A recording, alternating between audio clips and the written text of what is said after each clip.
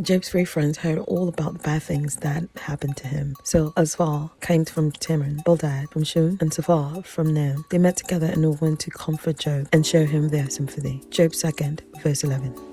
Hi fam bam, it's me, Juslonda. Have you subscribed?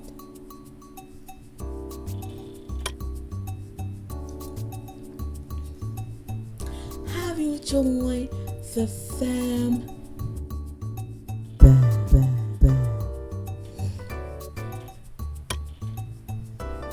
Join the madness, join the fun. It's me, Juslonda. Can we talk that talk? But man, friends ain't for the week. I'm on the phone with one of the guys. He asked me what you want. I said, I got a job interview today. Like, my anxiety kind of messed with me. You feel me? I got like big things going on. My anxiety started kicking in. He gonna say something. I don't think you got anxiety. I think you just a bitch.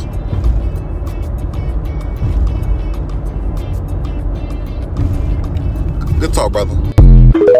Alright, pumpkins, buckle up, buttercup. Buckle up, buttercup. So, last week or a couple of days ago, we talked about women and friendship. And we kind of slid into males and their friendship. I want to dive just in a little deeper. Just a smidge. I just want to say, hey to my new fan bam. I see you. Thank you for joining the madness and joining the fun. So I picked out just a few. Actually, I got more than a few. I don't know. We'll see what we can get into. All right, we'll see what we can get into. Respect about how girls go about their friendships is how they reevaluate like their friendships every year. I feel like us guys, we gotta do the same thing. And this too is because they celebrate it. So for us, I don't think, since we don't celebrate our birthdays for real most of the times, it's hard to really see, okay, if someone's pouring into you as much. Girls, they're gonna throw a party or they're gonna invite you to a birthday, then if you don't pull up, it's clip. For guys, it's based on like, oh yeah, you're my man since we grew up type of thing. Which I feel like you never really get to see, like, okay, are you still pouring into me, or are you as valuable to me till this day like as you were based on that season? But that's something I started thinking about. Especially at this big age, you only want to be around like-minded people too. So we do, as women, we do evaluate our friendship. We start to maneuver things when things doesn't look right or sit right to us. We do celebrate birthdays. Like, I love a good turn up for my birthday. I love a good turn up.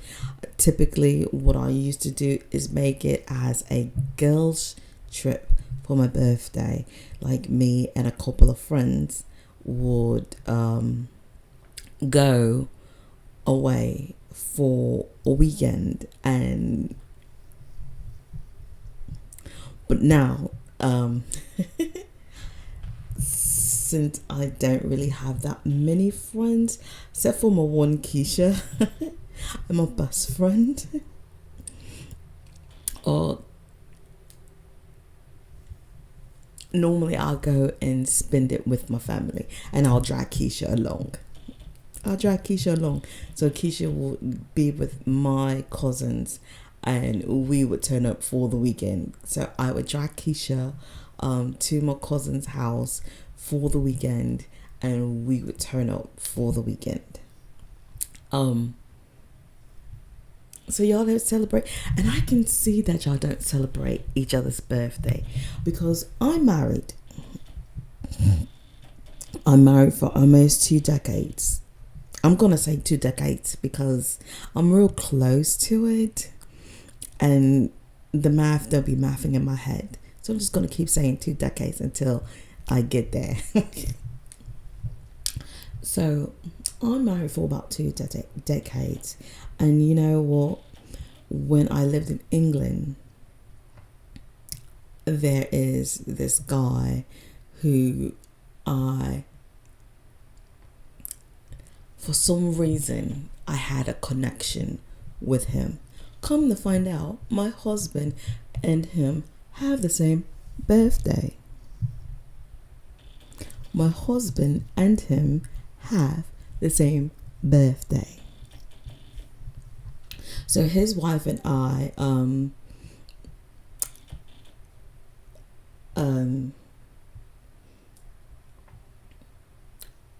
we have a great rapport. Like, I consider her like a sister. I don't consider her a friend. I consider her like a sister. Like, if I need her in a jam, especially that I don't really talk to people, like I really just talk to my best friend, and I'll talk to Keisha every now and then. But if I need her in a pinch, she's like my sister. She's my husband's Masonic sister. Take that with a grain of salt. Let's not get into that, because I don't like all that. But her and I decided to throw our husbands a birthday party because of the fact that their birthday is on the same day. We, the wives, threw birthdays party for the husband. You know who used to throw my birthday parties for me? My daughter. Pardon me. My daughter threw my birthday gatherings whenever I would have one. So men don't do that. Men don't celebrate birthdays like that. They just be like, you know what? Come on, let's go hang out. And then when they go hang out, it's my birthday. So yeah, that's true. Nah, you and your homeboy not locked in for real until y'all had a 1v1 where y'all almost fought. Now, this can be basketball, running routes against each other, playing 2K, playing chess, playing pool. It don't matter. But y'all start off as a friendly competition. But y'all both competitive and tempers flare. Y'all get to pushing each other, fouling each other. It don't matter. Nobody calling foul. Talking real trash talk. Like, yeah, bitch. Yeah, bitch. If nobody knew y'all and they was watching y'all for the first time, they would have thought y'all hated each other. And your homeboy who do know y'all, he just dying laughing the whole time recording it. It started off as a 1v1, but then y'all get to start throwing blows at each other. Y'all not even talking about the game no more. But the thing is, you know the line across. And they never cross that line. And the funny thing about all of this, as soon as it's over, y'all cool again. Y'all don't have to say sorry. Y'all don't have to explain yourself. Once it's over, it's over. And y'all back locked in. Back laughing about dumb shit like day ones again. Okay. I had a best friend. And not my current best friend. I had a best friend, and we bonded over similarities, very similarities.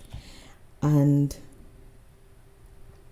we had a friendly competition in everything.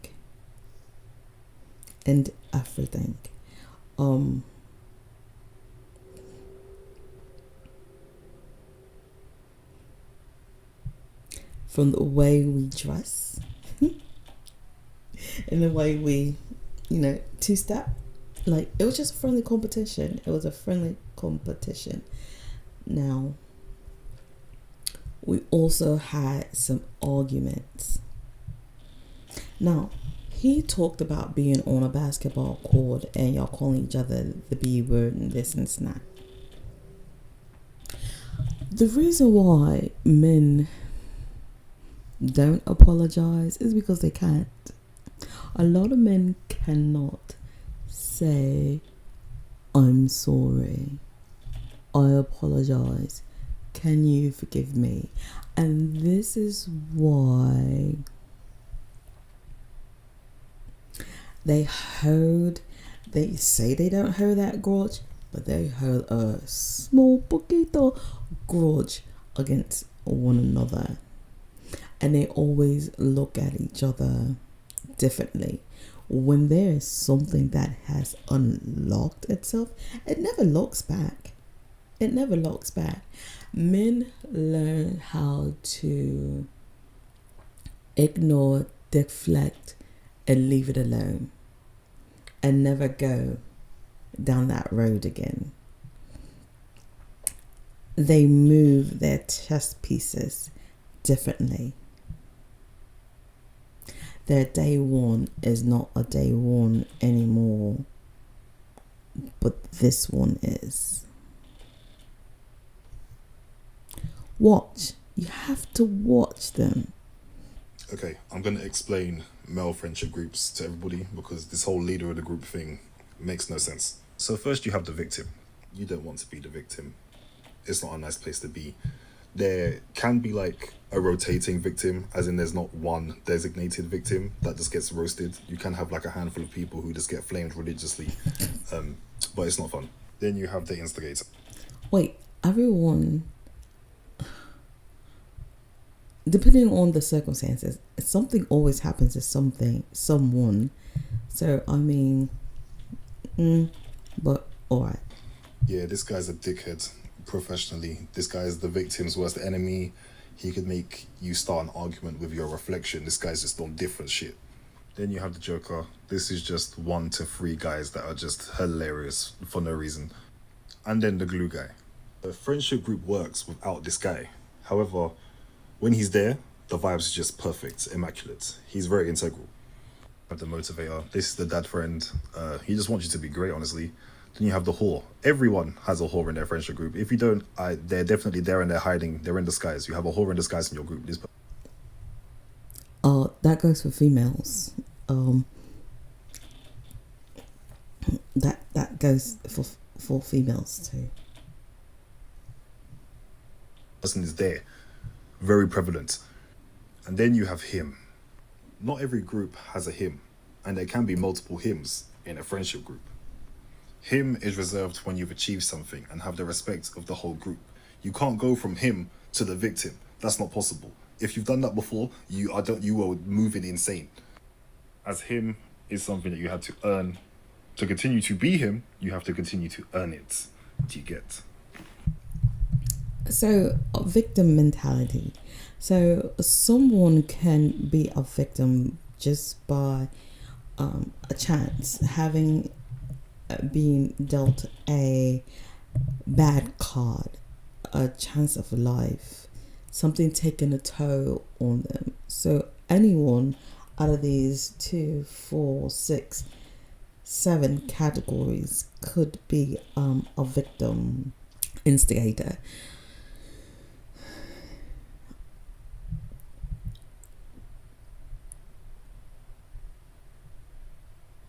You know, because I'm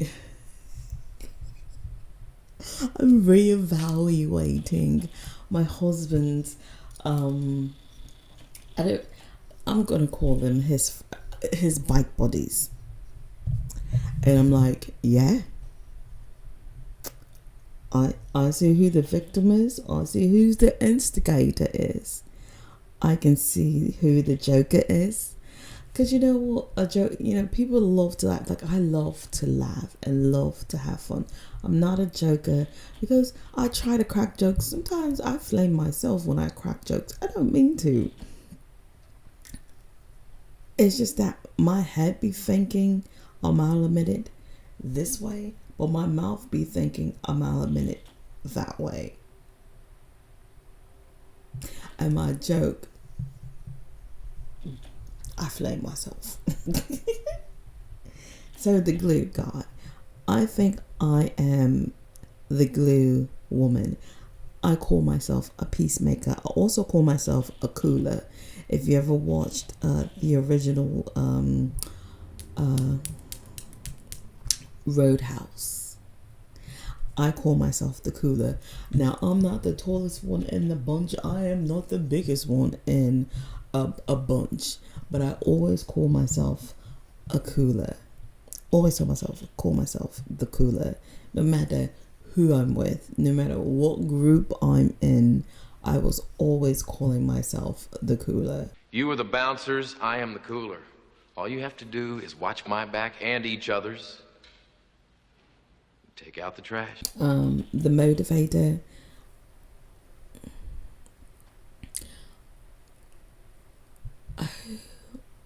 I can see my husband being the motivator. My husband is considered like the old wise man out of his bike group, and I'm considered the mom. When they're like my age almost, just a little bit younger than me. But that's because I love to take care of people, and I love to, if I love someone, if I care about you, I'll cook. And if I know that you're here, I'll cook enough for them. So, and I'm always worried about them when they're out on the bikes and stuff like that. Things happens really quickly. People always get into accidents. Like the one that I call String Bean, he was always in an accident. He would be considered the victim.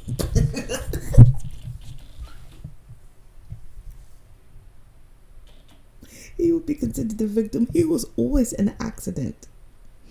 And you know what? Now that I think about it, because this particular bike club was in Cali, there's one in Charleston who's always in an accident. I was like, you know what? I think you need to stop riding bikes. I think you just need to get a trike. Stay in a car. Stay in a car. The whole. Now, considering the fact that these are bike men, they're in a bike club, or whatever the case may be, so there's a whole bunch of whores amongst them.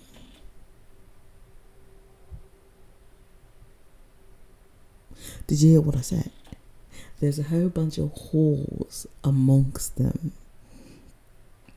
Some will out-whore them, okay? Some will out-whore them. Let's see, what else we got? The whore and the him. You know, sometimes the him can be the whore.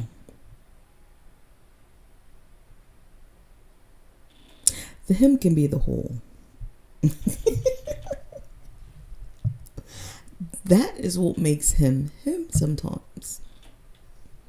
So, yeah, that's just a little breakdown. Another prime example of men not knowing stuff about each other in friendships that they probably should. The way I found out that my homeboy was going to the military wasn't because he told me, was because he like posted a picture or sent a picture, and he was like, "Getting a cut before I leave." And Where you going? The picture, and I'm like, first of all, that cuts ass. Because it cut all his hair off. Like, it looked like he went into the barbershop, looked at the wall, and was like, yeah, let me get the #1 combo. Like he was ordering at the drive-thru. I'm talking no fade, no nothing. Don't even box the neck. Don't touch nothing. Just a one all the way around. So I FaceTime him because I got to get to the bottom of this. I'm like, are you about to go through some character arc that you need to shave your head and then go somewhere overseas to find yourself? What are you about to do? Right. So I FaceTime him like, yo, why did you get that nut-ass cut right before you go on vacation? He's like, oh, no, I'm not going on vacation. I'm joining the military. I got basic training in 5 days. 5 days. These are your friends. These are your boys. These are your day ones. And in 5 days, you go into basic training. But y'all have the better relationship. Why did you tell me this shit when we was in Miami together? Didn't come up, huh? And when he finally told me, it made me realize, oh, like, you're cutting our ass, like, you're cutting our shit. That's not what the problem is. It's standard issue. That's the shit that they sent him in the pamphlet. They was probably like, show up with this, or we gonna fuck the back of your neck up. Like,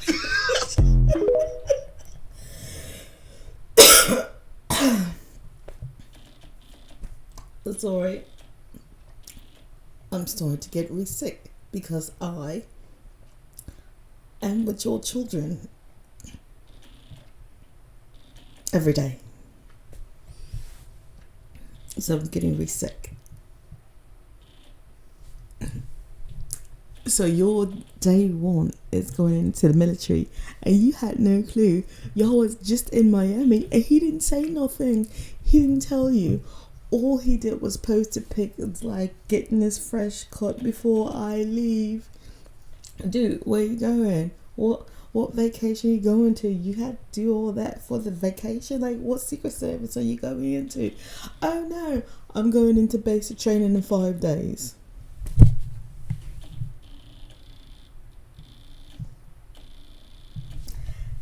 What'd you say? What'd you say, Pookie? Oh no, I'm going into basic training in 5 days. I joined the military. But that's your boy.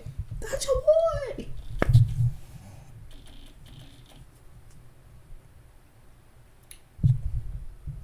I got a few more. I'm not going to stay too much longer. Bye. Don't understand how men can have friendships without knowing basic knowledge about each other. So I'm explaining to you how. For example, me and my homeboy, we were all chilling at my friend's house, right? We were having a big get together. And one of my friends said something about his birthday. So I asked, hold up, when is your birthday?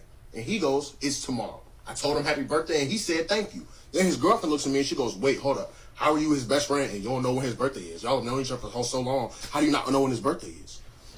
Because I'm not you. What? I'm not his girlfriend. I don't need to know his birthday. You got to remember his birthday because you got to remember the day, get him a gift, and put some thought into it. Me and him been passing the same $20 back and forth for 8 years. It's low maintenance, and that's why it works. Men aren't friends with each other based off of knowing every single little thing about each other and every little secret. We're friends because for the past 8 years, we have both seen every dumb, embarrassing, and dangerous thing we've each done. And every time afterwards, when we were at our lowest, we looked at each other and was like, same time next week, and we hung out again. That's how we did it. Now I get it. Thank you. Good Lord, watch out. They may never reconcile over some date that the other one wasn't even there for. But as long as me and him still like football, we gonna be all right. Oh my God, I did not know that I had gotten cut off. So if I did get cut off and you didn't hear the end of it, I'm sorry. So sorry. What women don't understand about male friendships is that we need to not be needed. As a man, your job expects you to produce. Your wife expects you to provide and protect. Your children expect you to provide and protect. And up until recently, only men were required to sign up for the selective service. Even our government expects us to lay down our lives at any given time they feel like in stating a draft. What men understand about other men is that we don't need one more human saying they need something from us. We automatically understand this man has a wife, he has children, he has a job, he has responsibilities that he has to show up for every single day. I don't think that's true.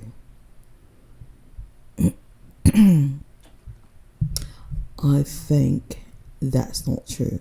Only because my husband is in a bike club. And I see how some spouses, not all, are being treated. I see who respects what and who doesn't respect it.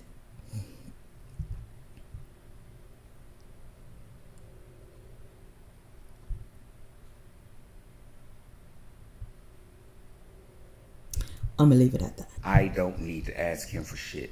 And that's why we're so down to help each other, and that's why we're so loyal, because we know if we're asking for assistance, it's for a reason. For men, it is absolutely healing to just show up somewhere and be appreciated just for being present. And as corny as this may sound, the theme to Cheers is the perfect example of what male friendships are. Because sometimes you really want to go somewhere where everybody knows your name and they're always glad you came. Sometimes emotional support doesn't come in the form of actively doing something.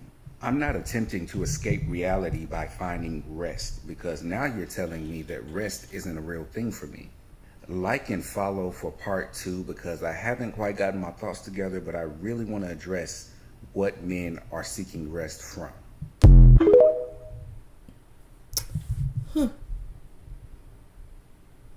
Yeah. So that's just a little bit of an insider on men and friendship. What do y'all think about that? Because, you know, they be like bros before hoes. Bros before hoes. But you know what? I'm gonna be messy right quick. And I didn't know. This kind of slipped out years ago. Actually, a year ago. But this happened years ago. This happened like when I was young. Having fun, full of life. Young juslonda.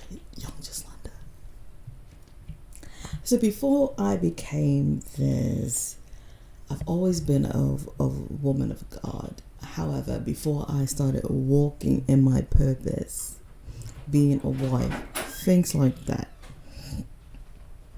Just Londa was on something. You hear me? She was on something. And my cousin had the finest crew.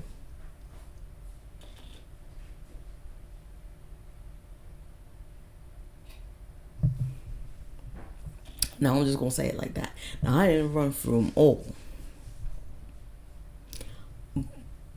but I had my eye on one particular one and another one.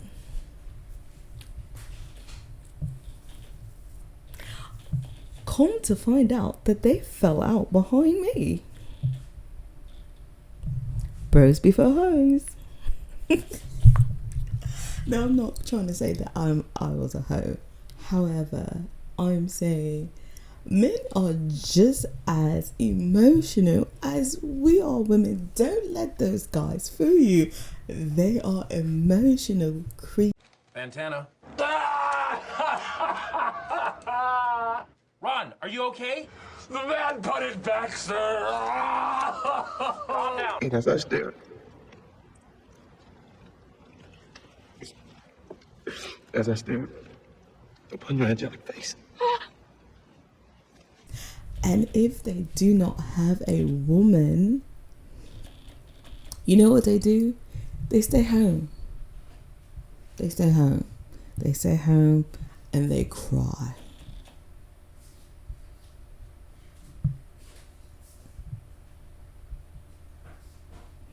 And they want to know.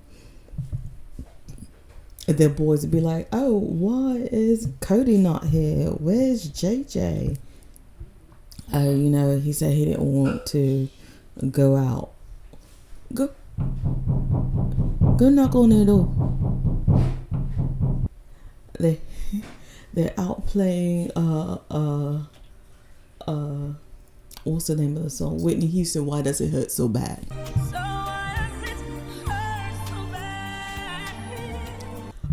Playing Tony Braxton, Unbreak My Heart. They will never admit it to you. That's the thing. They will never admit it to you.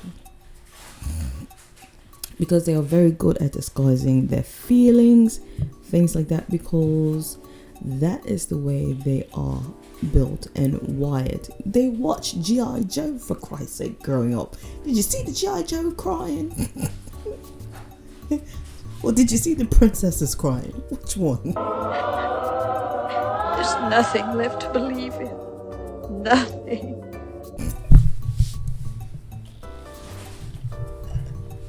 So on that note, Fam Bam, tell me what you think. Thanks for watching, rating, subscribing, all that good chat to make me feel so warm and fuzzy inside. Peace and peace. Bye. And again, if you missed any of my Talk That Talks, I'll leave it here. And hit the subscribe button here.